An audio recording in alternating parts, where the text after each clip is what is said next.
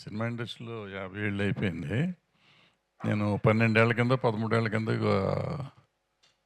వైరాగ్యంలాగా వచ్చి సన్యాసం తీసుకొని కూర్చుంటే ఈయనకి కిషోర్ నాయర్ గారు భోపాల్ నుంచి వచ్చి నువ్వు సినిమా తీస్తావా చస్తావా అని నా మీద పడ్డాడు ఆయన. సో ఎందుకండి బాబు మీకెందుకు లేని పని చాడ్యం, మేమంతా అంటించుకొని 50 ఏళ్ళ నుంచి వస్తున్నాం, మీకెందుకు ఈ గొడవ అంటే లేదు వదలని తీస్తావా చస్తావా అంటే మొత్తానికి ఫైనల్గా తీసాం. వదల అని పెట్టించాడు జగపతి బాబు, దానికి టైటిల్ కథ ఇవ్వటం కాకుండా టైటిల్ అయినా వదల అని పెట్టారు. మొత్తానికి ఈ సినిమా కంప్లీట్ చేశాం కానీ మాకు మొదలు పెడుతున్నప్పటి నుంచి తెలిసి ఏదో తెలుసు కాదు, ఊహించింది మార్కెట్ అవుతుందా అవ్వదా ఎట్లా అవుతుంది. కేవలం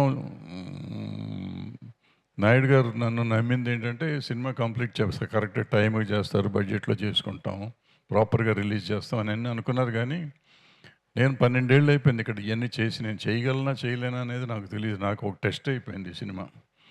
సో చేసుకుంటూ వచ్చాను. ఈ చోట వచ్చాడు, చోటకి ఫస్ట్ టైం నాతో నేను ఆయనతో పని చేయటం ఫస్ట్ టైం. ఈ చోటాన్ని ఎక్కడ భరిస్తాము, ఇతని గురించి కథలు విన్నాను, చాలా కథలు విన్నాను. నేను చిన్నప్పటి నుంచి తెలుసు కానీ చాలా కథలు విన్నాను. ఇతను ఎంత టార్చర్ పెడతాడో తెలియదు అనుకుని కంగారు పడతా వచ్చాను. మొదటి రోజు నుంచి అతను టార్చర్ కాదు, ఒక చిన్న కమెడియన్ లాగా చేశాడు. ఇంత కామెడీ చేస్తున్నాడు, సినిమా తీస్తాడో వస్తాడో ఇప్పుడు లేని పని చుట్టేస్తున్నాడేమో డౌట్ వచ్చింది వీళ్ళు. అయితే అవుట్పుట్ చూసినాక, అంటే అక్కడే సెట్లోనే మధ్య ఇది ఆన్లైన్ ఎడిటింగ్ మొదలెట్టారు కదా, సో ఎవ్రీ ఫ్రేమ్ అసలు విపరీతంగా అద్భుతంగా చేసుకోవటం మొదలెట్టాడు. ఫైనల్ ఎడిటింగ్ చేసినప్పుడు ఒక ఎక్సలెంట్ ప్రోడక్ట్ వచ్చింది. నా వరకు నాకు అంతఃపురం తర్వాత అంత బాగా నచ్చిన ప్రొడక్షన్, నా ప్రొడక్షన్ హౌస్లో తయారైన సినిమాల్లో ఇదొకటి. సో అక్కడి నుంచి బాగానే ఉంది. ఇది పబ్లిసిటీ అట్లా ఏం చేయాలనుకున్నాం. ఫస్ట్ గ్లిమ్స్ రిలీజ్ చేసాం. గ్లిమ్స్ చేయగానే నాకు అమెరికా నుంచి ఫోన్ వచ్చింది. నేను నా సినిమాలో అమెరికాలో అవటమే కష్టం, అసలు మా అమెరికాలో ఎవరు చూస్తాంటే చేసిన ఆయన నాకు ఫోన్ చేసి, ఏమండి అమెరికాలో రిలీజ్ చేద్దాండి. సార్ మా సినిమా ఇండియాలో రిలీజ్ అవ్వటమే కష్టం అనుకోండి, మీరు అమెరికాలో రిలీజ్ ఏంటండి అట్లా. సరే కాదు సార్ చేయాలి సార్ అన్నాడు. సరే చేద్దాంలేండి అన్నాను. వెంటనే డిస్ట్రిబ్యూటర్లతో మాట్లాడిచ్చాడు. అప్పటికప్పుడు కాల్లో అంతా మాట్లాడారు. సో ఏదో అమెరికా రిలీజ్ అన్నారు. సరే మొత్తానికి ఓకే అనుకున్నాం. తర్వాత ఇండియాలో పబ్లిసిటీ ఎట్లా అనుకుంటే, అమెరికా డిస్ట్రిబ్యూటరు నాకు ఒక సలహా ఇచ్చాడు. సార్ థియేటర్స్లో ట్రైలర్స్ రిలీజ్ చేద్దాం సార్ అన్నాడు. నేను ఇండస్ట్రీలో 50 ఏళ్ళ నుంచి ఉన్నాను. ఇండస్ట్రీ ట్రైలర్ రిలీజ్ చేయడం అంత ఈజీగా అండి, అవ్వదు, ఏ పని కాదండి. మీరు తలుచుకుంటే అవుతుంది సార్, మీరు లెనిన్ సినిమాతో పాటు పెట్టేయండి సార్, మీకు ఎందుకు అన్నాడు. పెడితే వేయరండి అన్న. మీరు వేయండి సార్, ఎందుకు, మీరు చెప్తే అన్నీ అయిపోతాయి అన్నాడు. అతను ఎవరో నాకు తెలియదు, ధైర్యం ఇచ్చాడు. వెంటనే తీసుకెళ్ళి ట్రైలర్స్ అన్నీ కలిపాము. ఇవాళ అన్ని థియేటర్స్లోనూ లెనిన్ సినిమాతో పాటు మా ట్రైలర్స్ వెళ్తున్నాయి. చాలామంది దాన్ని అభినందిస్తున్నారు. దాంతో ఇవాళ కొంచెం దాని సినిమాకి ఒక ఊపు, దానికి ఒక గ్లామర్ వచ్చింది. సో ఇట్లా ఎవరో తెలియని వాళ్ళు, ఆయన వెంకట్ గారు, ఆయన ఫోన్ చేసిన ఆయన. ఇంకొకటి ఏంటంటే విచిత్రంగా, ఆయన ఎవరో నాకు తెలియదు అనుకున్నాను కానీ తెలుసు. ఆయన మన సినిమాలో వేషం వేశాడు. అమెరికా నుంచి ఆయన డబ్బులతో ఆయన వచ్చి ఇక్కడ వేషం వేస్తానికి వచ్చాడు. ఆయన వచ్చి వేషం వేసి సినిమాని మొత్తానికి అమెరికాలో రిలీజ్ చేద్దామని ఆయనే కంకణం కట్టుకొని చేసి, ఇవాళ ఈవెన్ ఇండియాలో పబ్లిసిటీకి కూడా ఆయనే దోహదపడ్డాడు. సో థ్యాంక్స్ వెంకట్ గారు, థ్యాంక్స్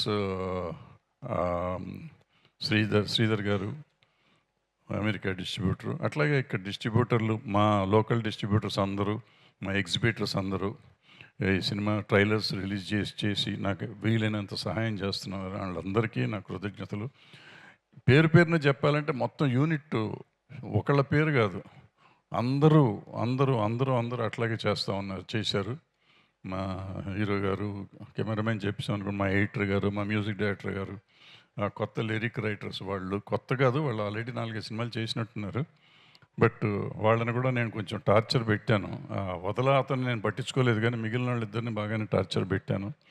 బాగానే చేశారు వాళ్ళు. సో ఇట్లా కార్తిక్ను కూడా రాత్రింబగళ్ళు హింసించాం, రీ రికార్డింగ్ కానీ మ్యూజిక్ కానీ. సో మొత్తం మీద అందరూ మంచి అవుట్పుట్ ఇచ్చారు. ఇక అనిల్ రావిపూడిని ఈయన పెద్ద డైరెక్టర్ అయిపోయాడు, పిలిస్తే వస్తాడా రాడా? ఒకసారి ఇంతకుముందు ఒకసారి ఏమైనా నువ్వు పెద్దడు అయిపోయావు, నువ్వు పట్టించుకో సార్ గురువుగారు మీరు ఎప్పుడంటే అప్పుడు అండి అన్నాడు. అన్నాడు కానీ నిజమో అబద్ధం చూద్దామని మొన్న ఎప్పుడో ఫోన్ చేశా, ఎత్తలా. ఇంకా తవి కుట్టాడు క్యాండిడేట్ అనుకున్నా. సాయంత్రం ఫోన్ చేశాడు, గురుగారు ఫోన్ చేశారేంటి నందయ్య ఫంక్షన్ అంటే, మీరు చెప్పండి గురుగారు పెట్టేసుకోండి వచ్చేస్తాను అన్నాడు. అయినా పెద్ద డైరెక్టర్లు గుండె గుబులు గుబులు అంటే మేము పెద్ద డైరెక్టర్గా ఉన్నప్పుడు మేము అట్టగా ఏడిపించేవాళ్ళం జనాన్ని. సో ఈయన ఏం చేస్తాడో అనుకున్నాం.